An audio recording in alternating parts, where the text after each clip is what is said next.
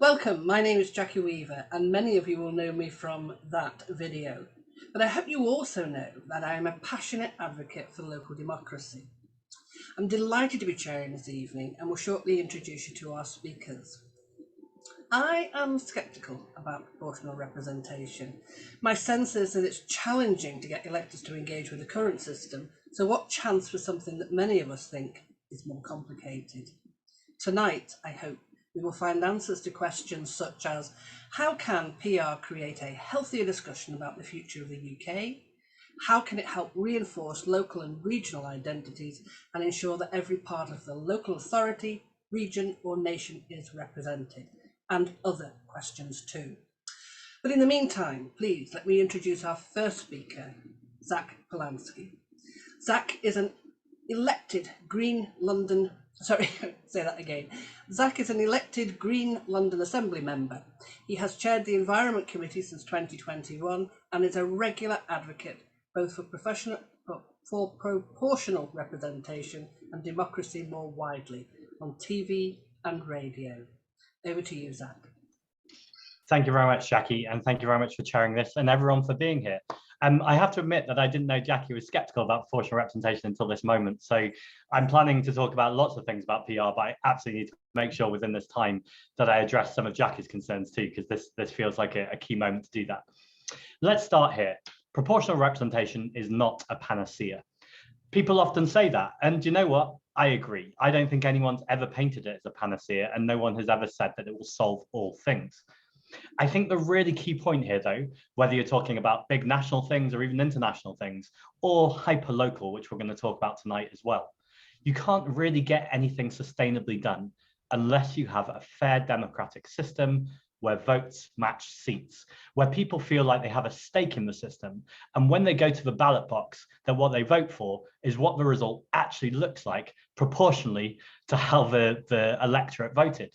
Now, that might be complicated, to come to Jackie's point, but democracy can be complicated. Democracy should be complicated. It should involve people where we're engaged, we're informed, and we have those complicated conversations. Now, I totally accept when we look at the British media, democracy is rarely given that complex nuance. It's very quick sound bites. And when we look at the Tory leadership contest at the moment, there's rarely any kind of actual discussion about the issues. But I think a huge part of that is the first past the post system. For decades, in fact, our entire lifetimes, we've not had a system where people's vote has truly mattered, which means that it's not a surprise that people have got turned off from politics, that they feel like it's not for them. People say to me all the time, or quite often they used to say, people on the doorsteps don't talk about proportional representation. But those of us on this call who have knocked on many doors will know that so many of the electorate, and you don't have to knock on doors to do this, you could just speak to friends or family, say things like, oh, politicians are all the same, or nothing ever changes, or they're just in it for themselves. Now, what they're really saying there is there is a system that enables people to be in it for themselves. There is a system that enables people not to be able to be held account. And there is a system that gives over to vested interests and not the will of the people. Now, I'm on the London Assembly, as Jackie said, and I'm one of a few people in the UK in politics, although there's a couple of others on this panel tonight, nicely, that was elected under a proportional representation system. Now, what does this mean? Well, currently I'm running for deputy leader of the Green Party, so I'm as green as they come, and I'm really proud of the Green Party, but I'm not here to canvass tonight for the Green Party, because actually, when I'm on the Assembly, the way I do politics is collaborative, it's consensual. And yes, I'm not going to be disingenuous. There's certainly moments where we're in the chamber together and we all fall into that kind of old model of politics where people are just arguing and nothing is really getting done. Although I will note there in a slight self-righteous tone that I've never yet got involved with the arguing. I've managed to keep away from it for a couple of years now and still intend to. But when politics is at its best in the Assembly, I work with people in Labour, I work with Liberal Democrats, and yes, indeed, from time to time, I've worked with Tories to get things done for Londoners and more widely for people in the UK. And I think that's what people are crying out for from their politicians. They're sick of seeing this Punch and Judy politics that we see at Prime Minister's questions, where it's two people from opposing parties just shouting at each other. And we know that it doesn't really have any relevance to people's lives. And then it's got even worse in the last few weeks. When you look at the Tory leadership contest, they're not even trying to talk to us anymore. They don't have any answers and they don't even care. But the worst bit is they know we know that, and they don't even care. They're still willing to have those debates on TV where it's quite clear that they're appealing to a tiny minority of the public. And I'm not even slating conservative voters here. That would certainly be unwise because conservative voters can vote other parties too.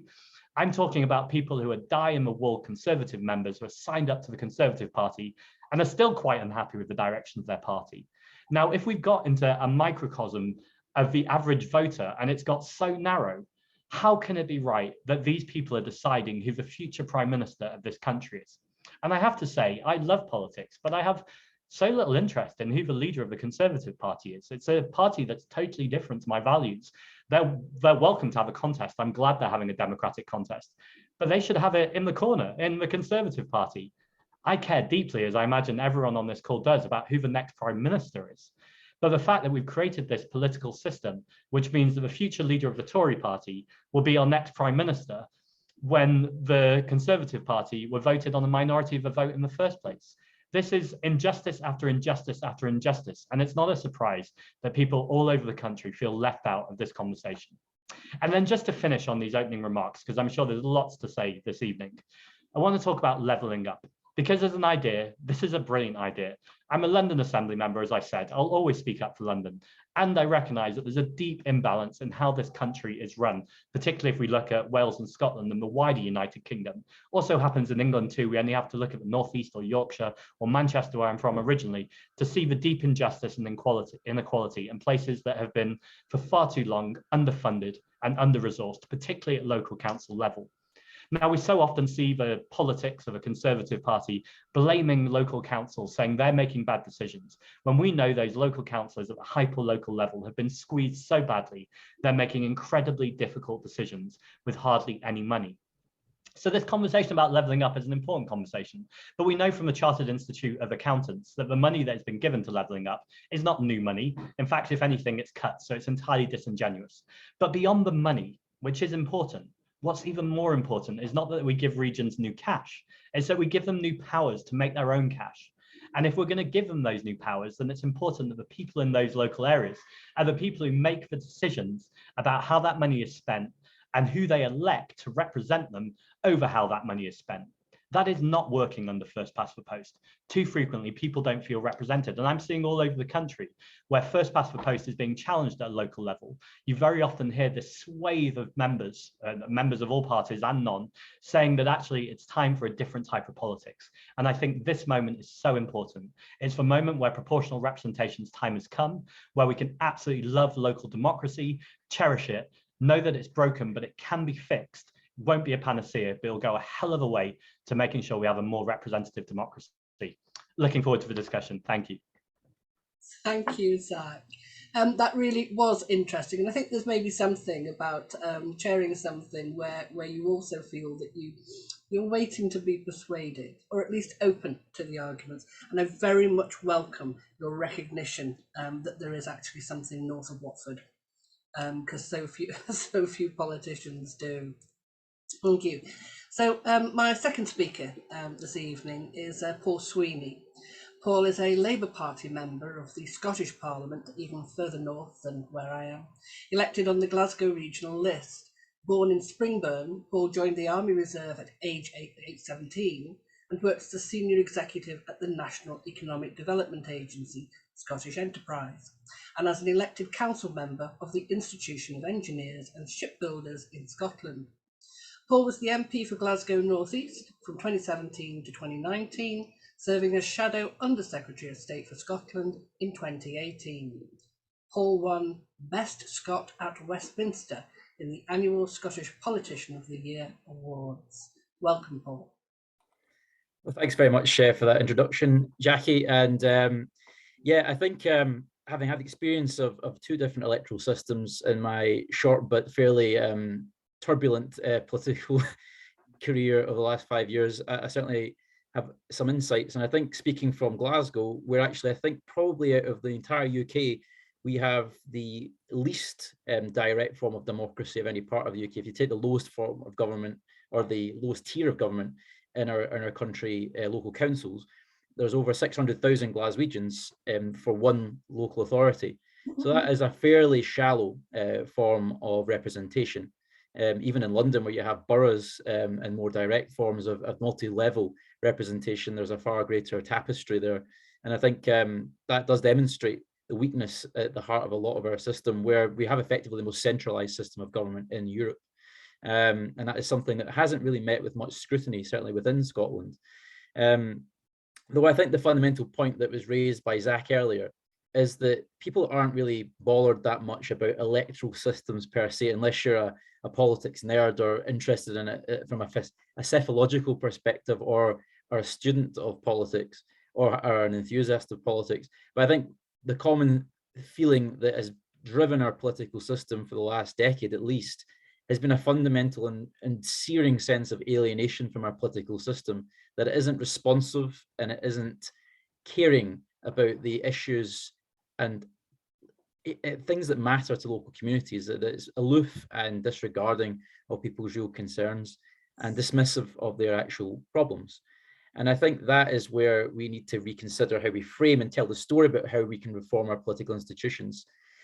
Now, looking at the history of elections in the UK level, bizarrely, despite the Conservatives having formed the government for most of the period since the Second World War, at no election has a majority of the British people actually elected them by a popular mandate, except for one election, bizarrely, in 2015.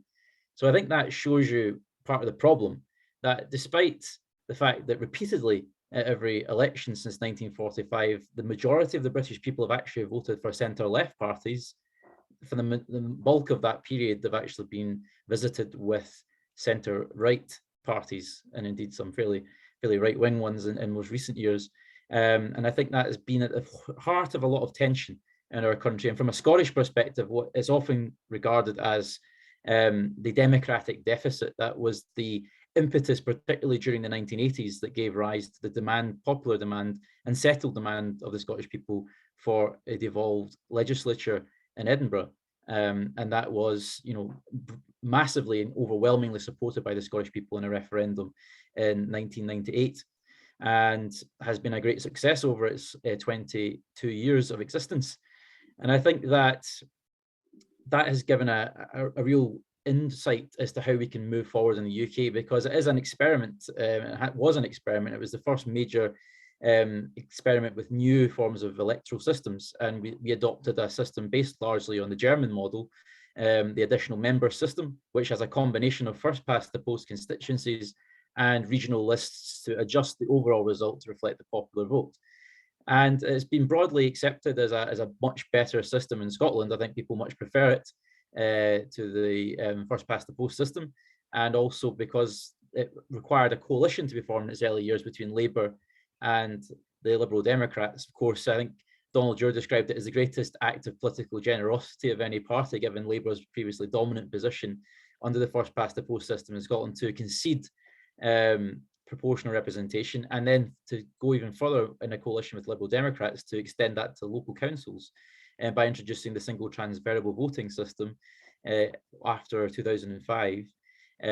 Shows that we've been experimenting quite a lot with different electoral systems, and they've produced a much more healthier form of democracy, I think it's fair to say, in Scotland. Despite our issues with centralisation, particularly at local authority levels, I think people are very settled on the idea that proportional representation has been a far more effective way at getting their representation. So previously, so many people were saying that, it doesn't matter how I vote, I'll always get, a Tory MP or I'll get a Labour MP. It doesn't really matter. Why should I engage? But now in Scotland, we have a much more effective way of giving representation to everyone, regardless of how they vote, whilst maintaining constituency links and those local territorial links that are so important as well.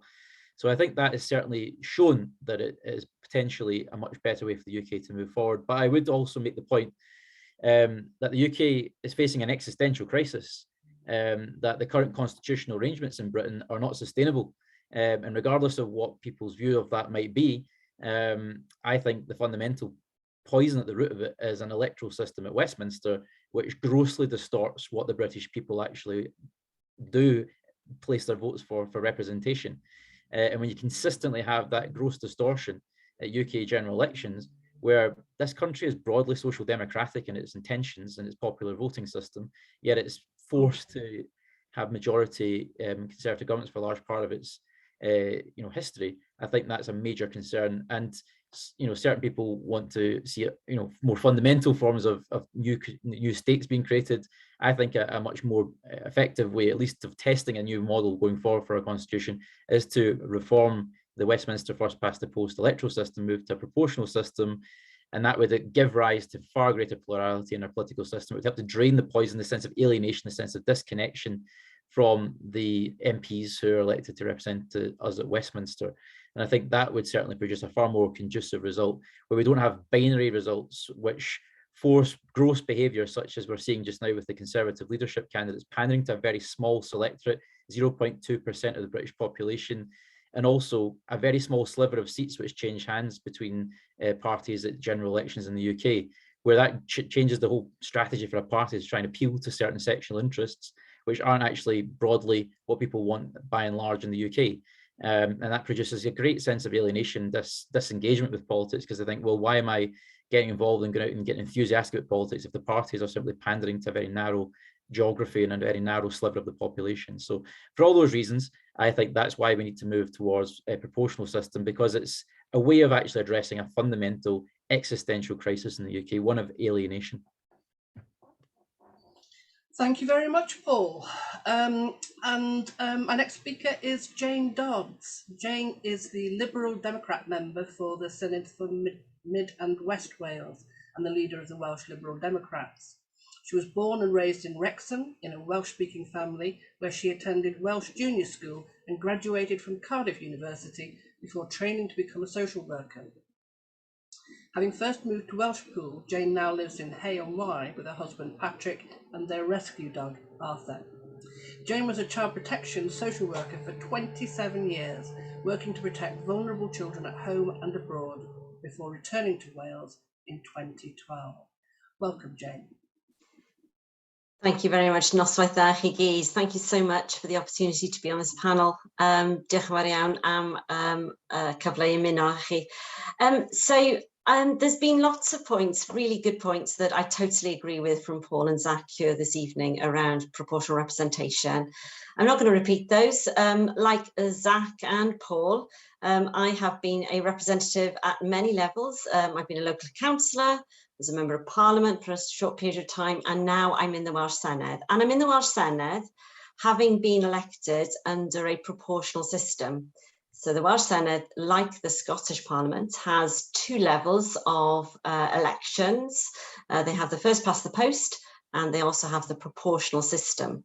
And I represent a huge area of Wales, Mid and West Wales, which spans, if any of you know Wales, it spans from Llanelli in the south to Snowdonia in the north, and from the coast of Wales all back to the border. So it's a huge area.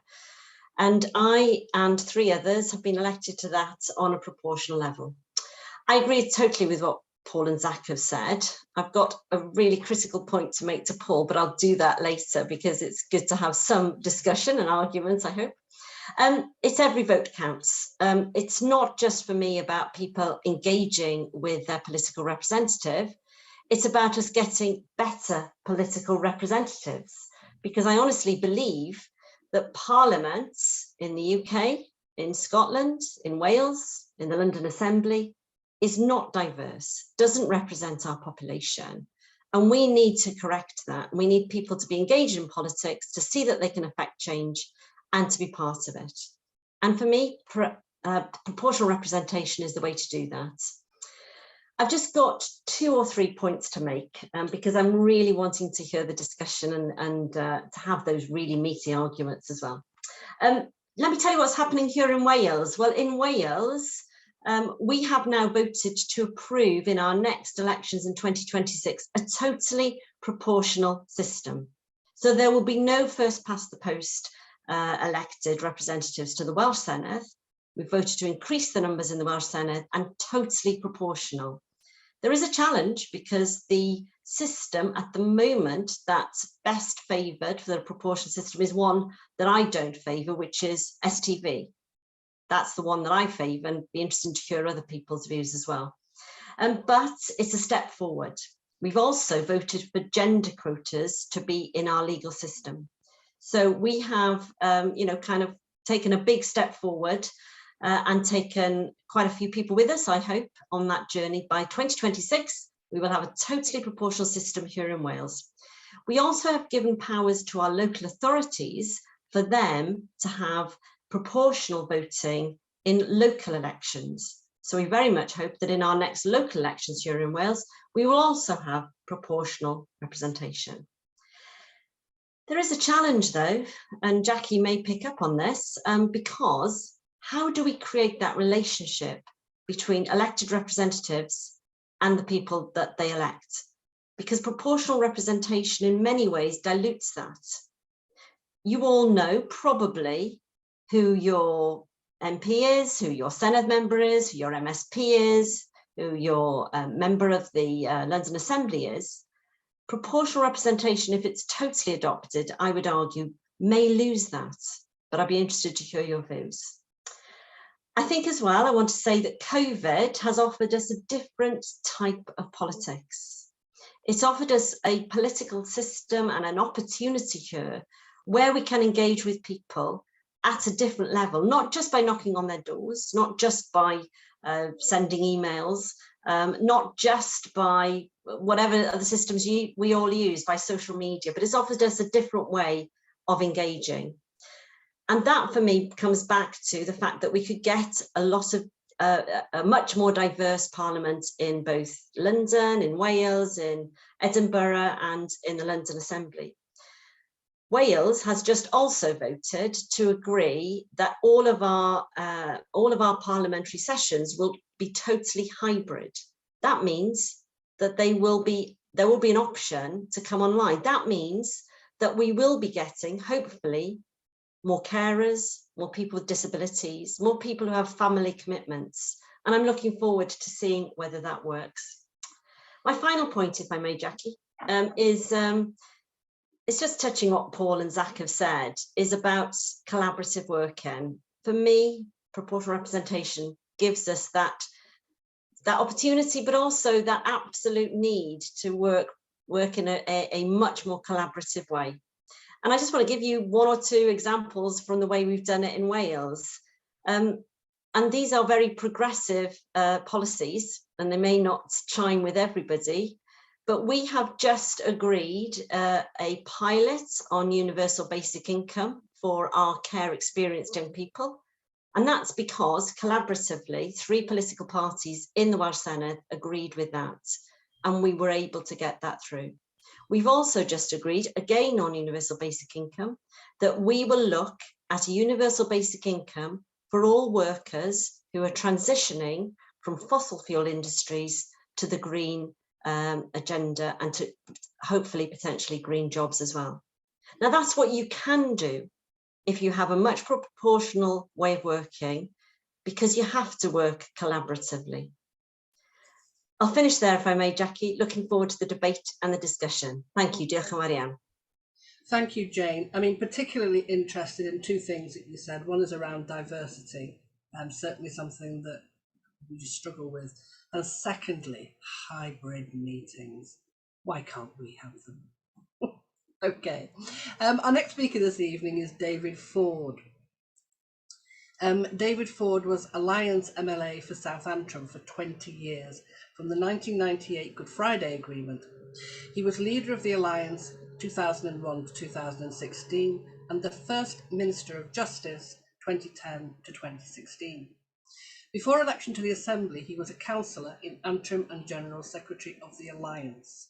He has been heavily involved in every Northern Ireland election campaign since 1973 and was personally elected 9 times out of 10 contests by STV, while losing out 4 of 4 FPTP elections. Unsurprisingly, David supports STV. It is broadly proportional, retains a constituency link, and encourages voters to consider the merits of all candidates. Welcome, David. Jackie, I'm really sorry. I think David isn't quite here with us now, so maybe best to go to Tommy next, I think. Well, in that case, I hope everybody remembers everything about David when he does arrive. And so I'm so sorry, Tommy. This makes you sound kind of like runner-up here. So moving swiftly on to Tommy Shepherd. Born and bred in Northern Ireland, Tommy graduated from Aberdeen University in 1982 with a degree in sociology and politics. While living in London, he served as a Labour councillor on Hackney London Borough Council, becoming deputy leader. Tommy moved back to Scotland in 1993 and in 1995 opened the Stand Comedy Club and turned this into a successful business. In September 2014, after spending 2 years active in the Yes campaign, he joined the SNP. Tommy was first elected as the SNP MP for Edinburgh East in the 2015 general election. He has been re-elected twice in 2017 and 2019. Tommy is the SNP spokesperson on constitutional affairs. Welcome. Thank you, Jackie. It's a pleasure to be here and to be in such distinguished company. I mean, I agree with a lot of what's already been said. I just wanted to chuck some observations in to maybe stimulate a discussion, because we have a situation where, you know, small parts of the United Kingdom do operate PR systems, but the bulk of it does not. And therefore, I think it's important to look at what lessons we can learn from where it is operating and how that improves our democracy. And I suppose the first thing, I was looking earlier on in preparation for this election turnout figures, and I think PR has made a difference in terms of local government elections, because actually the truth is that over the last 20 years, turnout generally has been falling, and it's now significantly less than it was in the 1990s, when, you know, it used to be typical to get 40-45% turnout in local elections. Now it is well below, as an English average, it's well below 40%. In fact, the last one in May was 35%, and in 2012 it went down as far as 31%. So there's a problem with participation. Now, I don't say that PR is the only thing we need to address that alienation of voters from the institutions which say have the right to elect. But it is clearly one thing, because what seems to have happened in Scotland is that fall in participation over the last 20 years has been counteracted by a change in the electoral system. And, you know, so we still have a level of participation in this year's local elections in Scotland, which was similar to what it was a generation ago. And I think if PR hadn't have come in, we would have seen the same decline in Scotland as we've seen elsewhere in the UK. So clearly it's popular with the voters in the sense that it leads more to participate in electing their local council. I think also it leads to much better government. I think it's important, and I think people appreciate the fact that no one single party suddenly gets, you know, to call the shots all of the time on all of the issues. And actually, if you look at Scotland's local councils, Paul will correct me if I'm wrong, but I think there's only 2 out of all of our councils where there's a single party that has majority control. In every other instance, either a formal or informal alliance is required between the parties to form a majority administration. And I think that's a good thing. I mean, it does, of course, depend upon the willingness of parties to work together. And sometimes if people don't, you know, have a policy, if they won't talk to this party, they won't talk to that party, you can get weird results. But by and large, it does mean that the councillors who are elected in proportion to the votes cast for them are obliged to work together in order to get things done. And I think that gives a confidence to communities, actually, when they see that sort of thing happening. And I know from my own city in Edinburgh, quite often, you know, I've got 4-member wards where there is literally 4 different parties represented. And on a key issue in that local area, it is important to get all of them on side. So, you know, it sounds trivial in the grand scheme of things, but, you know, we have a big problem, for example, with public order in the seaside in Portobello along the beach, because it's a place where thousands of people flock. And some people flock for the wrong reasons and cause a bit of trouble. So it's important to look at what could be done about that, working with local police and other agencies. And because all of the political party councillors are involved in speaking with the same voice, it is much easier to get the agencies to move and to deliver things. So, and I don't think you would get that in a system where all the all the council seats were held by one party, even if it didn't get a majority of the votes cast. In fact, perversely, I think what you can get is you get things which ought not to be matters of political controversy becoming that, because they provide a cipher for parties to disagree and campaign against each other, which I don't think is healthy as well. Paul spoke about the Scottish Parliament situation as well, because I think it's important. I mean, that's not strictly speaking a completely proportional system, but it's near as damn it. I mean, broadly speaking, members are elected to that Parliament in proportion to the votes cast. I think the biggest distortion was probably in 2012, when the SNP got 52% of the seats in the Parliament, but only got 49% of the vote. So I don't think no party has yet achieved 50% plus one of the votes cast. And that means that in the Scottish Parliament, it's necessary to have alliances as well. When it was first set up, it was an alliance between Labour and Liberal Democrats. More recently, it has become an alliance between the Scottish National Party and the Green Party that currently form the administration. And between those two parties, they have a majority of the seats. And that gives, I think, the Scottish Parliament a legitimacy and a credibility in the eyes of the public that it would not otherwise have had, in my view. I mean, if you go back to the referendum that set up the Scottish Parliament in 1997, it's important to remember that fully a quarter of people voted against the proposition. And at that time, the Scottish Conservative Party was campaigning against the Scottish Parliament, and that remained their policy for some years after. So you wouldn't get a quarter of the people voting against it today. I think it has become, settled, and whilst there is still a few people tell pollsters that they would prefer to see it abolished and not have been set up in the first place, that number has reduced to single figures and is really quite residual. So the fact that the Scottish Parliament has bedded in and become institutionalized, I think, is as a result of the additional legitimacy you get when the administration clearly represents a majority of the votes that were cast for it. I think, that's probably all I wanted to say. So just to say, as a further illustration of that, because people were asking, what does this mean for constitutional change generally if we look ahead, 10, 20 years in terms of how the UK might change? And I think Paul's right. There is a constitutional crisis at the moment. I think the current arrangements are not satisfactory. Now, the situation in Scotland is that last year people elected the Parliament, of which Paul is a member, and they elected a majority of the people to that Parliament who said that there should be another referendum on Scottish independence.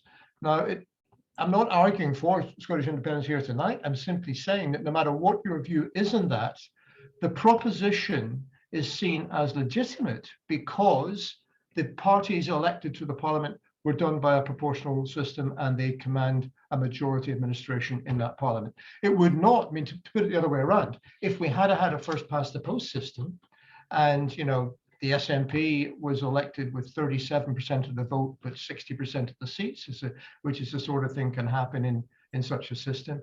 That SNP government, if it then wanted to propose a second referendum, would, I think, not have the same credibility and legitimacy of doing so as the one elected under a proportional representation system does. And why that matters is because I think lessons can be learned from that if we're talking about developing regional government in England and trying to break down the centralised state that we have in the United Kingdom and devolve power to local communities. Because if we can find structures using PR to represent people at a local level, they are going to have a lot more credibility, legitimacy, and authority to then argue for a transfer and decentralization of power from the center. And I think unless we can do that, it's very hard to build a base for that reform to actually happen. So I'd very much like to get stuck into the discussion, to be honest, and answer any questions that might come in. But I think it's, I've been a passionate advocate for PR pretty much all my life, I think. And the reason for that is simply because I think it's fair. I mean, that's really what it's about. We ought to have a system where the result you get reflects the choice that people made at the ballot box. And any first past the post system clearly doesn't do that. So that's why I've been advocating for PR. But I think it also has particular advantages, and the evidence is there to suggest this, in terms of the health of our participatory democracy and the ability of people to wish to participate and to want to get engaged in politics in a more general level. Thank you very much for that, Tommy. Okay, we did say that after all the presentations were done, we would go on to questions, and I'm so glad you're here to answer the questions, because we've got some pretty good questions. The first one is from John Ling. How can we get PR onto the agenda of the annual political conferences? Who would like to start with that? Maybe, Paul. Well, I speak with bitter experience because we had a bit of a false start last year at the Labour conference. My view is that it's essential for the Labour Party, if it is to be a serious advocate for reform in the United Kingdom, to have a proportional representation at the heart of its proposals. And, it's a sort of fundamental. I don't think the British people necessarily want that as a distinct policy. It's not something that people are kept up at night going over, but they do recognise a deep-seated need to reform our democracy in Britain. And I think that if Labour is to advance a proposition that people might be interested in engaging with as part of a broader package of reform, proportional representation has to be part of it. Whereas difficulties last year in the Labour conference, because it's a coalition of different groups. We've got members of local constituency parties, you have trade union representation, all sending delegates.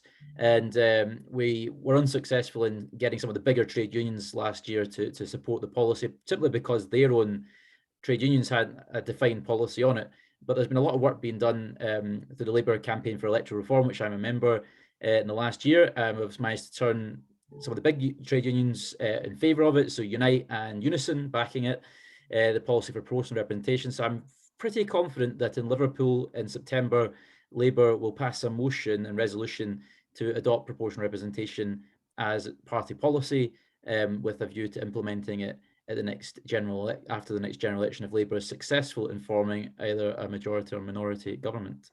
So I'm very excited at this potential breakthrough, because it's the first time that Labour has formally, to my knowledge, adopted this policy. So I'm really confident that we're going to get it this time. Okay, thank you. Jane. Yeah, thank you. And that's great to hear, because that was going to be my challenge to Paul. Let's move the Labour Party on. And is there an opportunity for Welsh Labour to be talking with federal Labour? Because actually Welsh Labour have completely adopted this. So maybe there's a crossover there, and maybe there's an opportunity for the federal Labour Party to adopt it.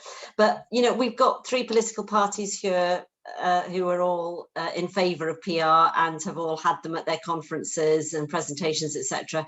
The big ones are Labour, and it's great to hear that's changing, and also the Conservatives. And there are some Conservatives who want a different system, and we need to be having that conversation.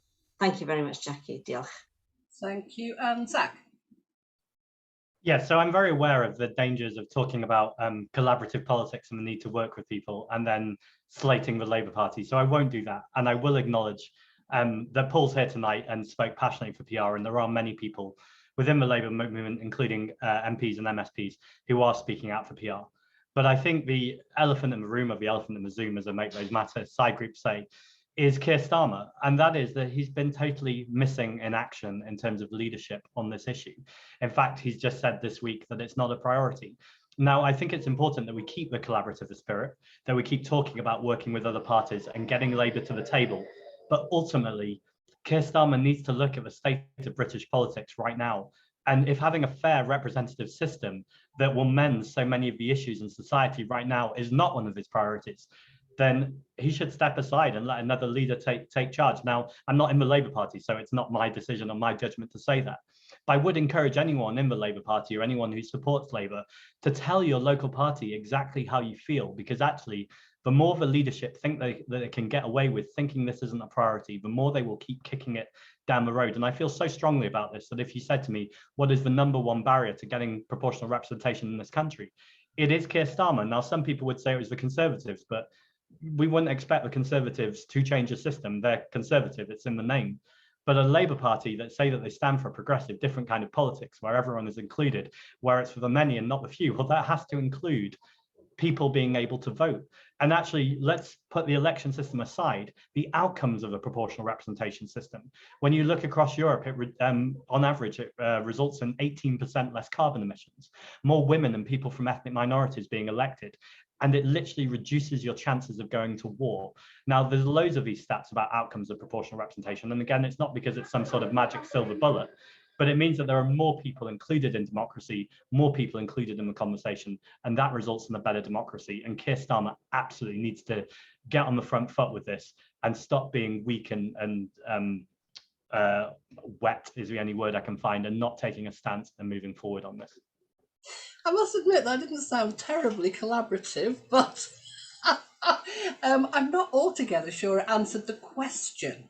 The question was, how do people get it onto the agenda at conferences? So do I pick up from that that the way you do it is just by making your voice heard? I think it's exactly that. It's about going to your local party if you're a member and making the point that you care about this. And if you're not in the Labour Party, joining a group like Make Votes Matter, which you should join anyway. And also making sure that you're telling your local representative that you care about democracy. So exactly that, making your voice heard. Okay, lovely. Okay, second question from Roy Payne. I'd welcome the panel's views on how a reformed electoral system might also provide a more stable and sustainable platform for longer term intergenerational infrastructure planning and investment. Gosh, who wants to kick off with that one? Or has everybody just left? I don't know, I guess Jane's presentation is probably the one that seems most likely to be able to answer that question, since it looked at kind of increasing diversity, etc. Yeah, I mean, I don't like to sort of say proportional representation will deliver X, Y, and Z. What I think I'm hearing, and what I would agree with, is that proportional representations means that we get a much better democratic system, and that will mean that we deliver, hopefully, policies and practice that means that we're able to address some of those really intractable issues around infrastructure, etc. I mean, I gave you an example of one progressive policy that we've adopted in the Welsh Senedd because we had that collaborative working, because we got that proportional representation. But so I think the proof will be in the pudding. But I wouldn't like to say yes, it'll definitely address some of those intractable issues. But that's the real hope. Okay, thank you. Now, Zach, just make sure this answer doesn't include the word Keir Starmer. fair challenge. And I'll also be brief because I'm aware that I'm talking lots. I think First Past the Post encourages this idea of strong and stable government. So the idea that you have a government that's in charge of everything and takes control for a little bit and then swings to the other side. And I think that's terrible for long-term planning, both in infrastructure and also creating a vision of a society. What proportional representation encourages is that kind of incremental change, the idea that everyone's involved, or everyone that gets to that top level, and that they're considering a broader range of views. And I think when you consider a broad range of views, by its very nature, that is going to be more future term thinking because you're including more people in that conversation. And I really don't like it when people say, oh, we need strong government, because actually, I think we all want governments that we can overturn if they're doing things that we don't like. Now, we don't want to be doing that all the time, but I think when governments get as bad as this present one has, for instance, I think it's quite clear that there are not enough mechanisms in place to be able to make our voice heard and to be able to hold these local politicians accountable. And actually, if politicians could be held accountable and they were more worried about what their electorate think, then they might make better decisions. And I think those better decisions would be better for the long term too. And I didn't mention Keir Starmer till now. Definitely got brownie points for that one. Tommy.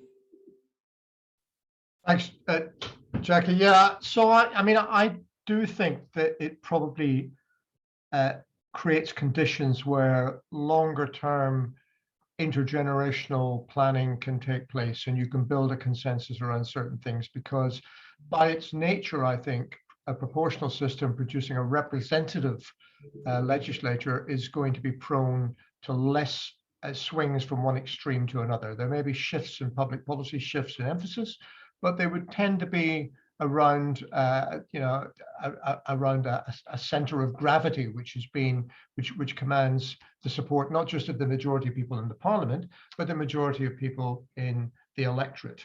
And I think also because it's sort of it mandates almost cross-party working and coalitions, because of no one party in a proportional system is going to get a complete overall majority. Because of that as well, I think it creates more space for ideas to emerge and to be developed, and more openness in many ways in politics. And I do think that, I mean, I think, for example, that legislatures elected by in a proportional system tend to be much more in tune with public opinion. I mean, this parliament here, for example, in Westminster, where I'm sweating in my office at the minute, is on things like assisted dying or drug reform. This parliament is way out of line with public opinion. And we also have a situation where, because of we get a majority of the people in the UK who, when polled, say they don't like Brexit and they would like to rejoin the EU. And yet officially it is now the policy of both major parties in this parliament, commanding more than 80% of 85% of the seats between them.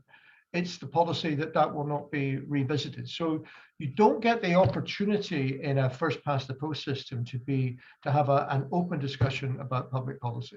But Jackie, can I just answer the first question that was made as well about how do we get this on the agenda? And I think this is important, and I think it's probably, in fairness, this is all about the Labour Party, because actually, if we're being realistic, the only way that this change is going to happen is in the context either of a hung parliament with a coalition between Labour and other parties that insist upon it, or with a majority Labour government that is committed to it in advance. So really, it's all about the Labour Party. And I stand, and I work with Labour colleagues on the cross-party group down here, and I don't want to say anything that jeopardizes their ability to gain this reform. So I'm here just as an observer and to be sympathetic and try and help if we can. But I think we need to encourage people in the Labour Party to make this change.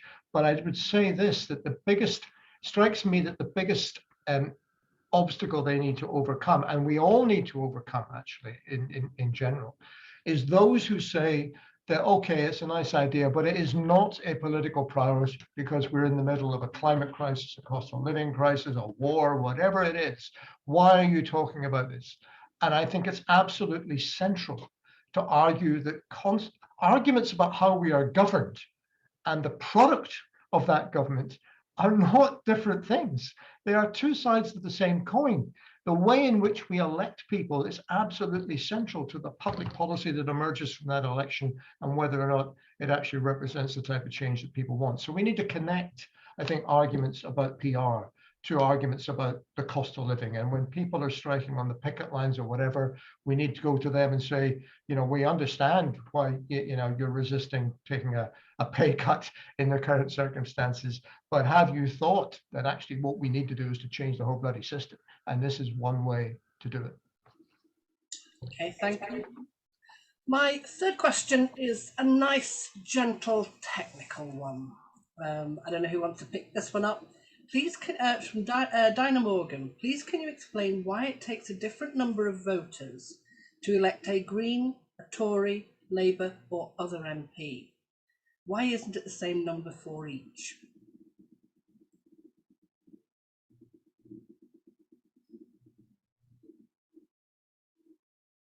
Any takers? Well, because that's how first past the post works. That's why it's wrong. Yeah, very, very few MPs are elected with a majority of the vote. Yep. Sorry, just my I think it must be the temperature. My Zoom's a bit wonky, but sorry about that. Yeah, very few MPs are elected with the majority of their local constituencies support. So it just depends on how big the majority overcome is. So often you find that Labour will pile up lots of votes in very high majorities in urban areas, but we struggle in more outlying areas, and that's the nature of the geographical distribution of our typical voter. And that's the absurdities created by a system that is effectively a product of feudalism, evolved out of rotten boroughs. Very few democracies in the world actually use first past the post. It's a weird anachronism. No one actually has affirmed it in a referendum as something they really want. Even in the AV referendum, it was a false choice. It wasn't a proportional alternative it was offered. To hold up that referendum as an example, it would have removed some of the distortions, but it certainly wasn't a pure PR system, and it wasn't any variation on it. So I think, yeah, these are just examples of the outrageous sort of distortions that are created through the first past the post system, where it's far harder for certain parties to get elected. So I think something at the moment, even if Labour were tied with the Tories on a popular vote, we would still need to be 11 points ahead to just break even on seats. And that just shows you how ridiculously unfair the system is. So you could actually have a scenario at the next election where Labour win a majority of votes or a larger share of votes in the country, but the Tories are still able to form a government. I mean, that would be a democratic outrage. It's not yet been a scenario, but it's certainly one that's possible. And that would really be a constitutional crisis, I would say. Okay, thank you for that. Okay, there's if I group these three questions together, they will be almost as long as the answers. So please consider taking notes as we go through. Stephen Tivy, is it possible to have proportional representation in local authority elections? I think we've talked about that. I think Jane actually mentioned that. Okay. Tom Lines, is first past the post. If first past the post is the best system for local elections, and I'm not sure you were arguing it was, why is England the only country in Europe where it is a requirement other than Belarus? Even Welsh local authorities can opt for a proportional system now, or do people in the rest of Europe know something that we English don't? And finally, Sean Hagan, why have Welsh Labour and Plaid Cymru opted for a closed party list system of PR for Senate elections? Which alternative systems were considered and why were these rejected? Now that they have power to do so, when will we see progress on the adoption of STV elections by any Welsh councils, as already happens in Scotland and Northern Ireland? Gosh, there's quite a lot to unpick there. Jane, do you want to go first? Thank you, and I'm afraid this is my last answer because I have to leave at 7:30, but thank you very much. So let me very quickly go over them. Local authority elections, yes, it can happen, absolutely, and we've got the powers here in Wales for that to happen. Yeah, England, come on, yeah, we need to see it in England. So,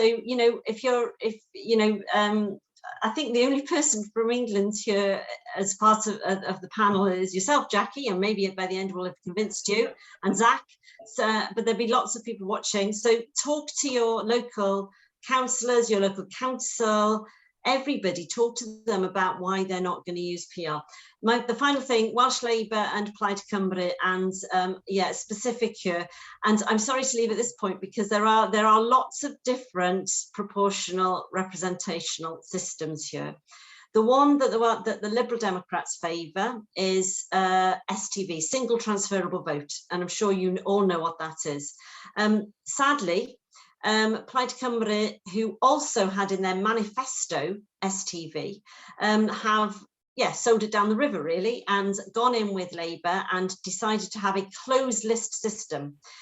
Now, I don't want to get into technicalities unless that's helpful, but closed list systems really do mean that you don't know who you're voting for. You just know the party. So you just know that there's a party that has put in 1, 2, 3, 4, 5, 6, they've put in the order. The difference, though, for the 2026 elections for Wales is that they will be, the first place will go to a woman all the time. It will always be a woman, then the second place within the political parties.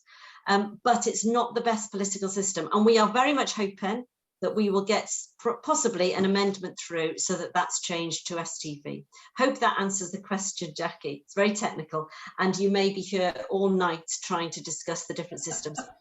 On that note, and all night, I am going to love you and leave you. Nos da, diolch yn fawr iawn. Thank you. Thank you very much. Thank you for your contribution. Very much welcomed.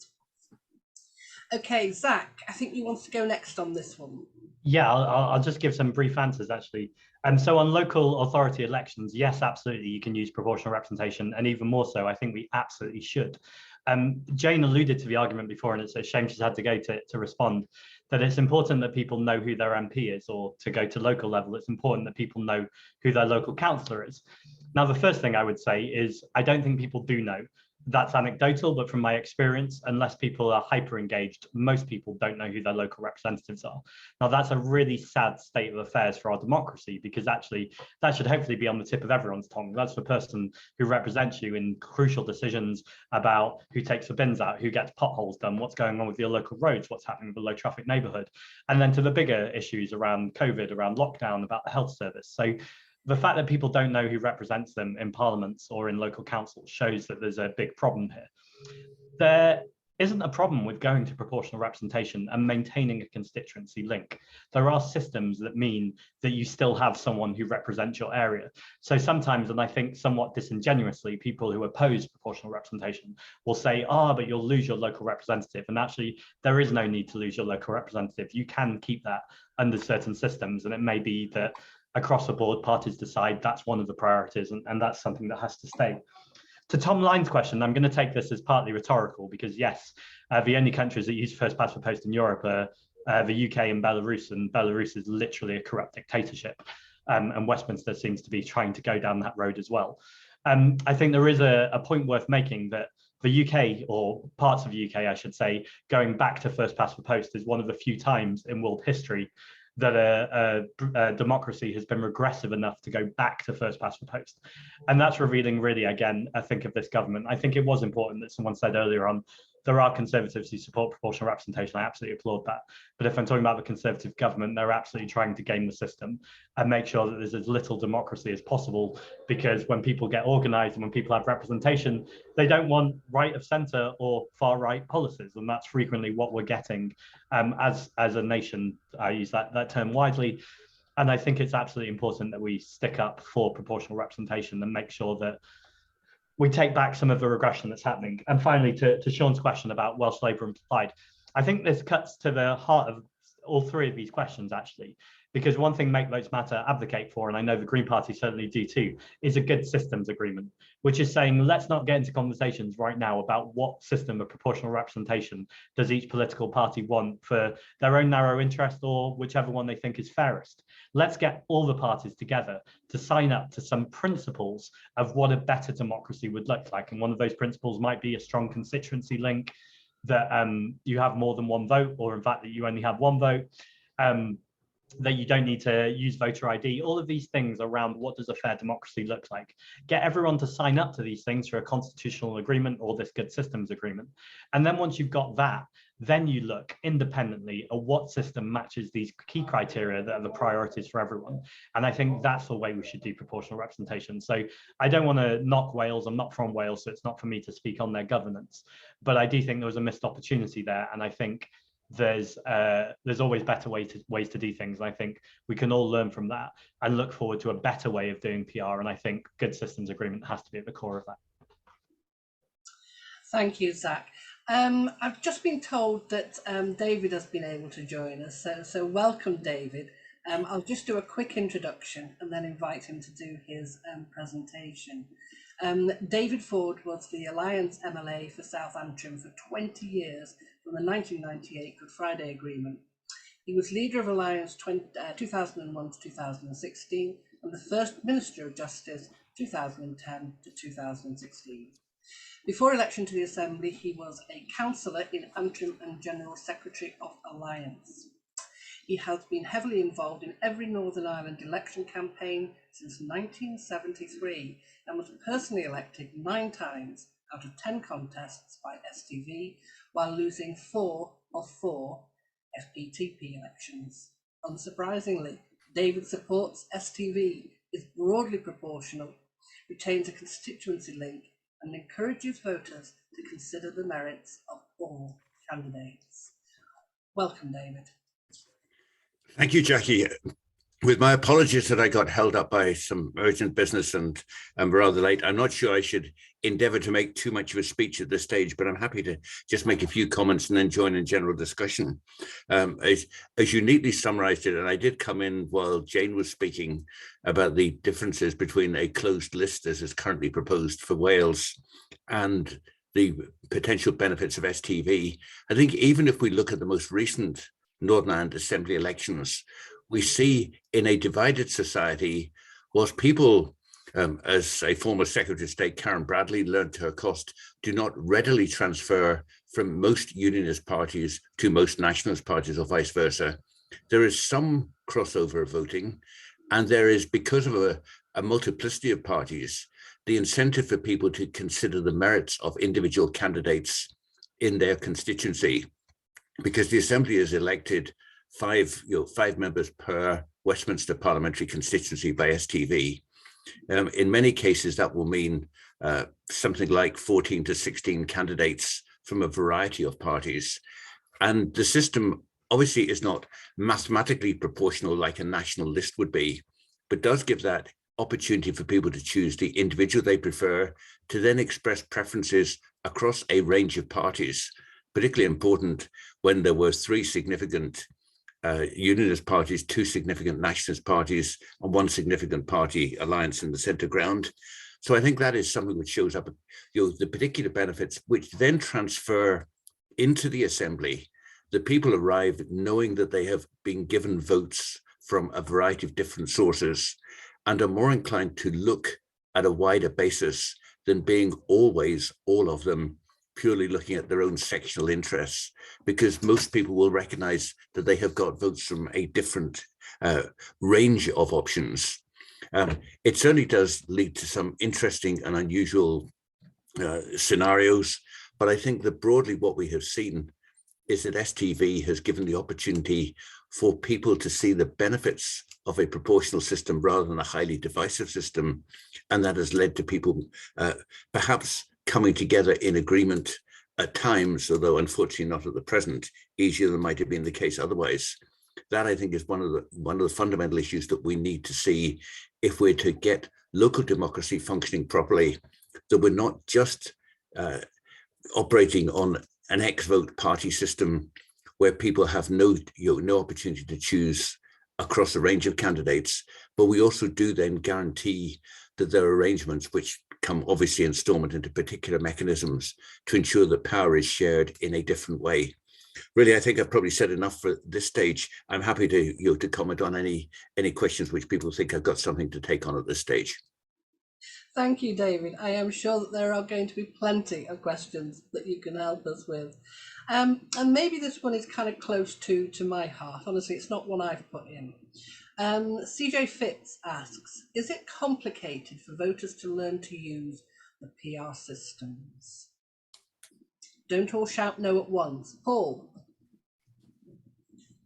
It tends to be because in this country we have so many different electoral systems. So people are attuned or are most suited to putting an X next to their preferred candidate.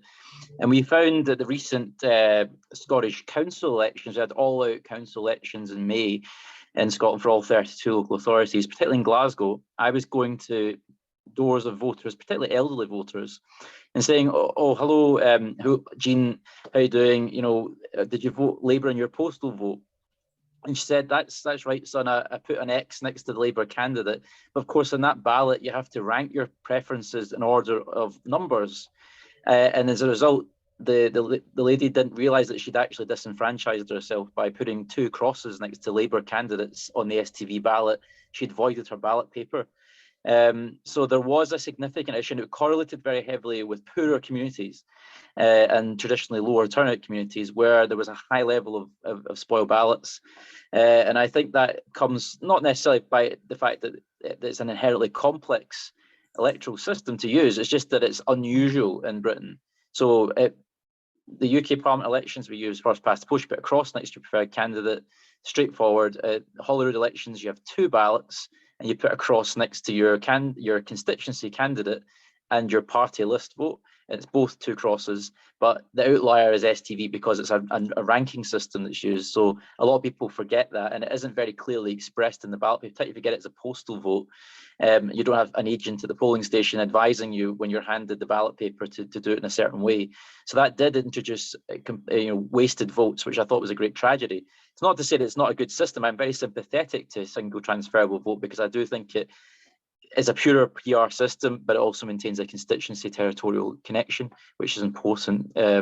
So I think there is a good compromise there, but it kind of needs us to agree on a system that we use universally, therefore avoids that kind of electoral confusion across multiple different systems being used at different elections. Lovely, thank you, Paul. Tommy. So, I mean, I think Paul's right that there is a problem when you have different systems for different elections with the same electorate, because there's always the opportunity for confusion about, well, what do I do this time? Is it X or is it a number? But that said, people are not stupid, right? It's not that difficult a thing to explain to people. And the level of spoiled ballots, for example, is no greater in STV elections than it is on first past the post elections. So, or not significantly. So, I mean, it's not as if people have any great difficulty. And I don't think, I mean, some have argued that, making it more complicated. It's not that complicated, but making it a little bit more complicated than just making your mark on a piece of paper will be a barrier to participation. Well, as I said at the beginning, actually, participation in local council elections in Scotland has gone up very slightly since STV came in, and it has not had the significant decline that it has had elsewhere in the UK. So it doesn't appear to have been a barrier to participation. But I mean, this is, I just think that is such a facile argument. If that we need to talk about principles, about the right of people. The right of people to have a parliament that reflects the choices that people made at the election. That's the principle. And if it's if it means that we have to have an education program to encourage people to be able to vote 1, 2, 3, maybe we should do that, and we should have much more. Actually, I mean, we seem not to have the same level of public information films that we had when I was a kid. I remember in the BBC, when I was growing up, you used to get public information films about almost all manner of things, including, and David will remember this, including a lot of public information films in Northern Ireland in the 70s about how to vote with new systems. And so, I mean, maybe we should do more of that, but it's not an argument against having a fair electoral system. Okay, David. Yes, just following up on that point from Tommy. In 1973, before the first election to revamp local councils and the Assembly in Northern Ireland, the government distributed a booklet to every house in Northern Ireland, the caption on the front of which was PR is as simple as 1, 2, 3, ... And that certainly helped. Plus, we do have the rather unusual precedent that in an X-vote Westminster election in Northern Ireland, if somebody marks their ballot paper 1, 2, 3, it is counted as if one were an X and no other mark appeared on the paper, because that's a reasonable assumption. There is a degree of confusion, but it's not that much, and there aren't that many spoiled votes. Okay, thank you. Any more contributors, or on to the next question? Okay, on to the next question. Peter Burke, do you think that paradoxically the Elections Act worked out to our advantage? The Tories have made major changes to the electoral system for mayors without a referendum, so they cannot complain if a future government does the same in reverse for general elections. Any views? Zach? So I will answer the question directly, to go on a slight tangent, but I promise it will come back. Frequently, when you talk to anyone about electoral reform or proportional representation, people say we had a referendum on that in 2011 and it was rejected. And I think it's always important to really clearly state that in 2011, the referendum was the alternative vote system.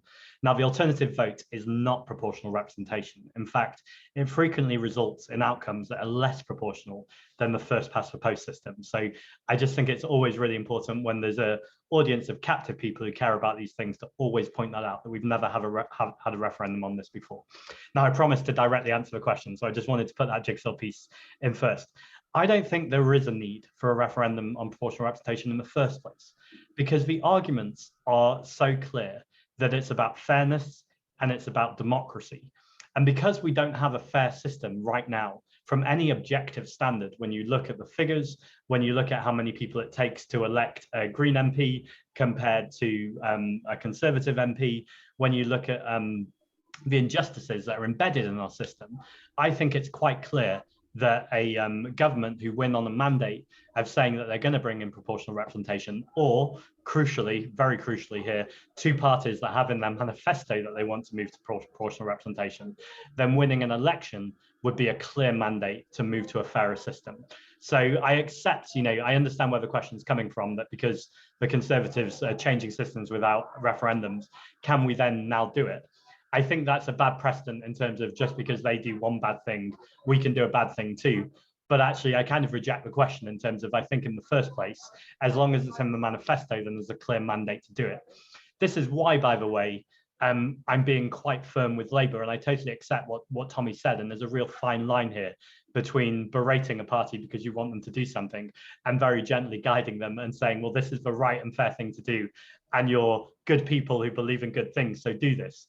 I think maybe I'm just running out of patience a little more than Tommy has, because I've been doing this for a long time, but then Tommy's been doing it even longer. So I think that demonstrates, that was no comment on your age, Tommy. But I think maybe that just demonstrates Tommy's got more patience than I have. But joking aside, I think that's why it's so crucial that Labour don't say we're going to talk about proportional representation after an election's been had, and they're in a corner where they need to start negotiating for coalitions. I think they really need to send a signal now, which, yes, absolutely, the Conservatives will then use as an attack line. So they're in a difficult position there. But I think they should be brave and show leadership. And I think that's so often missing in politics, and there's an opportunity here. Thank you, Zach. Yes, Tommy wants to come in. Yeah, so I mean, I don't understand why we need a referendum to change the electoral system, to be honest. There have been very major changes to how we elect parliaments without referenda. In particular, the bringing in votes for women in two successive acts of parliament, and in successive attempts to lower the voting age and enfranchise young people. These have been done without having a referendum. And I think Zach's right, that you do need some mandate to be able to do this. And the way to achieve that in a first past the post system is to have a majority of votes cast in that election for parties who argue for change. So that does mean that something needs to go into the Labour manifesto, which the last thing I want in the Labour manifesto, by the way, is a commitment to a referendum in PR. I think what we want in the Labour manifesto, and I don't care how vague it is something that says that an incoming Labour government will look at reform of the voting system for the House of Commons, and based on the principles of making it reflect the electorate's choices better or whatever. I mean, if you can get something like that, then I think it's legitimate to say, well, clearly a majority of people who were elected and a majority of the votes cast, assuming that is the case, because the Tories can always win, you never know, but assuming that is the case, then that is a mandate to proceed, and we should proceed quickly to have a citizens' assembly that would knock around the options and produce an options report, and then the government should legislate, and it could all be done within one term if there's the political will to do it. I don't think there's a constitutional barrier to doing that. Thank you, Tommy. And Paul? Yeah, I concur with that. I think it was Attlee that described referenda as the tools of demagogues and despots. And I think as we saw with the AV referendum, it was distorted into this ridiculous charade about, you know, let's not give more, let's have more politicians, or, you know, there was all sorts of cynical arguments deployed against AV at the time to destroy it. You know, I think the Liberal Democrats got a pretty raw deal out of that coalition. You know, they couldn't even secure it off the bat, never mind having to get it subcontracted into a referendum, which was then destroyed. But I think, yeah, absolutely, we have good precedents in the UK for representations of the People Acts being implemented by Parliament with a majority through a parliamentary system. You know, the referendums are a fairly new constitutional exercise in the UK. It's a parliamentary democracy. You know, so I think, you know, assuming the next general election is 2024, I'd say, you know, I'd be absolutely clear about my demand for the Labour Party to adopt this as a principled stance. I think then the detail about whether it's single transferable vote or the Jenkins proposals from the late 90s around AV plus, which is a sort of broadly similar to the Scottish Parliament system, you know, what the details of that can be worked out in a collegiate manner. But I think the principle has to be absolutely firmly committed that by the 2029 general election, assuming that's the timetable, that will be the first election held in the UK wide basis on proportional grounds. I think that would be a really, you know, fundamental and exciting innovation. And I don't think we can hold it as a hostage to fortune in a referendum, I'm afraid. I think we need to be absolutely committed to delivering it with a mandate in Parliament. Thank you, Paul. Dana Morgan asks, do most people understand the term electoral reform, or is it clearer to talk about reforming the voting system? Anybody got a view?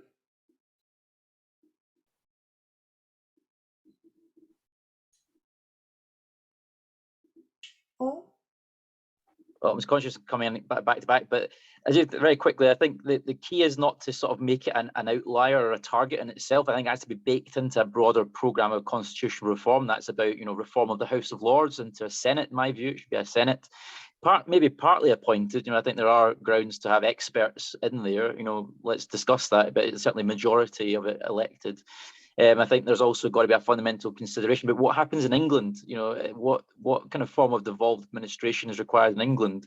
It's a highly centralised polity with, you know, over 50 million population, yet doesn't have significant regional representation or legislative capacity outside of Westminster. I think there needs to be a fundamental question about how England evolves. I would like to see a British federation, a British federal constitution, with PR and a you know, a fully representative federal parliament at Westminster. That would be my ultimate, you know, solution to a lot of our problems. But and other colleagues disagree with that prescription. But certainly that would be the way I'd like to see it framed, as a part of a way of taking back control, to borrow a phrase from the Leave campaign. This is a real expression of it. This is about a fundamental reform and refreshing of the British Constitution to meet the current challenges, the cost of living crisis, the climate emergency, and the very fundamental challenges our society and people face. And this is a way of updating our antiquated institutions to deal with these challenges. Okay, thank you, Paul. It's almost like you anticipated the next question. Michael Sinclair asks, party politics is adversarial. Rarely is there deliberation. The vote is primarily an endorsement of the political institutional design. Who, what is voted for is secondary. A citizens' assembly is an adjunct to Parliament, is a better way for people to be represented rather than being used as voting tools that favour politicians. What is the panel's view of this? A citizens' panel, a citizens' assembly. Zach. Sorry, David, I'll come to you next. I think this is absolutely crucial, and it links into the previous question as well, because I don't think people necessarily understand what electoral reform is. And I think, you know, on this panel of 4 men, although there was a woman before, we're not representative of the population, and we need to be embedded in local communities. And that's you know, that's the right way to do politics anyway, that you don't expect people to come to the places of power. You go to where people are and they don't feel involved with politics, and you have these conversations and you break things down. I think this is missing in politics more widely. So when I was first elected to the London Assembly, I was given opportunity to ask any question of the mayor, London Mayor Sadiq Khan. And the question I asked him about was citizens' assemblies, the idea that I'd just been elected, but I recognise that London's a big place and I can't represent everybody, just with one voice. So I asked about bringing Londoners' voices into City Hall through citizens' assemblies. And the mayor's response, and this is absolutely not an attack because I understand where he's coming from, was that I was in danger of making myself redundant as a politician because I'd just been elected. But actually, I think that's a real kind of old-fashioned view of politics, which is this top-down model, which is we've got answers, we've got the solutions, and we're going to impose them. And I think what we need is a completely different way of doing politics, which is that grassroots politics. Now, this can sound radical and new, but it's not new. And Jackie, you could probably be one of the best examples of someone I could be talking to about this, who has been demonstrating this for years, which is people who are in their local community, who are doing good work, who know the people in the local community, who are standing up for the community, and are there not, although now I accept you're doing lots of national things, but previously to your fame, not necessarily doing national things, but actually rolling up your sleeves and just getting your hands dirty on the day-to-day, making people's lives better. And that work is so important. And I think that work doesn't often get seen in the media. When people think of politics, they think of this adversarial prime minister's questions type stuff. But we all know that real politics is politics that happens in communities that more often than not isn't adversarial. It's groups of people who might hold different political opinions, talking about how to make people's lives better, and then more crucially than talking and listening, taking action to do it. And so I think citizens' assemblies would be a huge nod to that. Again, it's not a panacea. I think we need proportional representation. I think we need citizens' assemblies. And I think we need local councillors who are deeply embedded in their community, who aren't just representing their party, but representing their local communities. And I think most councillors do that well. And when people kind of slate politicians, I think they're really missing that crucial work that happens at local level, that more often than not is inspiring and brilliant. And I think we need to champion that more. My personal view is actually what London needs is more town and parish councils, but there we go. It has at least started them. David, I think you were next. Thanks, Jackie. I'm not sure that all politics is adversarial, just to follow up on that point from Zach. I mean, clearly Prime Minister's question time is totally adversarial. An assembly committee or a committee of a local council frequently, where people sit down without the same political pressures and look at the issues, is distinctly non-adversarial in my experience and has the opportunity to go differently. But the question, I think, said citizens' assemblies could represent people. I'm not sure that they can actually represent people other than at a quite broad level. If we take, for example, the Irish experience, where they've had some citizens' assemblies, and, for example, a topic as difficult to deal with in a relatively conservative society as equal marriage was almost totally resolved in a citizens' assembly because people sat and deliberated, considered the issues, and produced a report. So I think there's a strong argument for citizens' assemblies, but they're to deal with specific issues, like what form of PR we would introduce, perhaps, rather than replacing the function of a legislature or a council. Thank you. And Tommy, I think you want to come in. Yeah, I mean, I'm a big advocate for citizens' assemblies, but I think it is a matter when you look at framing a constitution of horses for courses. So there are some things that they can do, and there are some things that they cannot do. I do not think that they should be seen as a representative body that makes laws for other people alone, because they are not elected, they are not accountable, and they are not subject to recall. So, and that to me is a fairly fundamental democratic principle. But I think they can be a component in framing legislation, and I think they work best where there are in situations where there is a majority of people who want to change, but they are unclear as to how to actually affect the change. So I think a citizen assembly would work well, for example, in terms of reform of the electoral system in the UK, because there is a majority of people who will agree that it's unfair.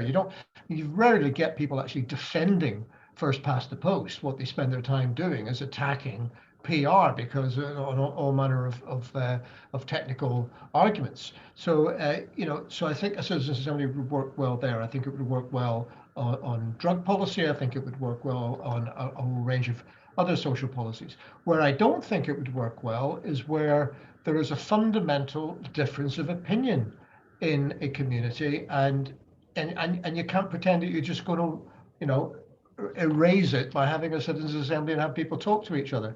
So we had a citizens assembly, for example, in Scotland on the question of the constitution, and some of us were wondering if this was going to be a way of, you know, actually getting some sort of agreed proposition on Scotland becoming an independent country that everybody would feel okay about. Of course it isn't. Of course it wasn't. And very soon that assembly had to actually understand the limitations of what the outcome of its report might be. And you couldn't get I mean, there's not going to be a citizens' assembly in Northern Ireland that will resolve the question of whether or not, you know, Northern Ireland should be part of Ireland or part of Britain. It's not going to happen because people have fundamentally different views. But where there is where there's momentum for change, and almost a consensus or a majority support for change, I think they can be absolutely vital in making sure that we accelerate through the process of legislating. Thank you, Tommy. Mindful of time, I think we'll do just one final question. Peter Burke, is it not bizarre that the Tories have chosen not to use FPTP for their own leadership elections? How come they think it's good enough for us but not good enough for them? Actually, their system is better than FPTP. Quick comments on this one and we'll finish on time. Who'd like to go first? Zach? Very quick comment. It's ridiculous. I mean, it's the height of hypocrisy to say that you think a system is fairer than another system, but use a different system for your own internal elections. And I think they should be called out on it. Okay, you kept to your word there. That was brief. Anybody else with a comment? David? Yeah, I have rather rudely already said on Twitter, if only Tory MPs were as intelligent as ordinary citizens in Scotland and Ireland, North and South, they could have done preferential voting, got the whole thing over in one vote and saved us all a load of problems. But yes, you're absolutely right. The fact they recognise first past the post doesn't work for their own leadership election shows that there's a significant degree of hypocrisy. Thank you, David. Paul, Tommy, do you want to comment? Don't have to.